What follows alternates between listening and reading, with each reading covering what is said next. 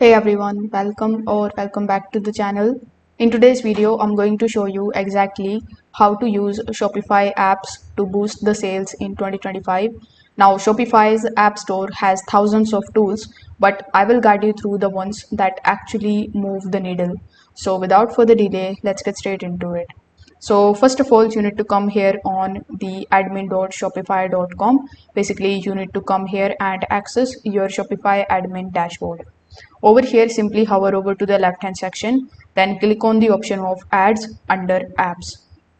Once you do this, you are going to see a bunch of different popular applications here. But among these, you need to simply click on the option of Shopify App Store.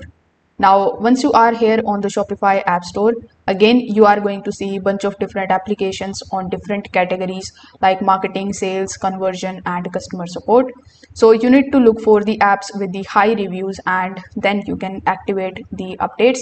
Some of the popular applications that I would recommend you adding are upsell and cross-sell application. So it is recommended relating to the products during the checkout.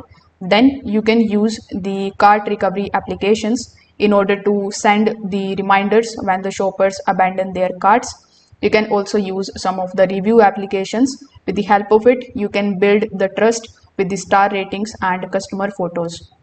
So whichever app you have selected, let's say you have selected this application, so you need to click on it, then click on the option of install. Once you click on the option of install, you will be redirected here on the next tab where you need to click on the option of Shopify App Store or install button again so that this particular app could install in your device. Now, in order to access it, you need to come here on your Shopify dashboard again. You are going to see all of your added application here in the left hand section. So you can click on any one of these and start using it and customizing it according to your own store. This way, with the help of these few applications, you will be able to use Shopify apps in order to boost the sales in 2025. If this video helped you out, make sure that you hit this like button, subscribe to the channel and comment below if you have any questions. Thanks for watching. I will see you in the next one.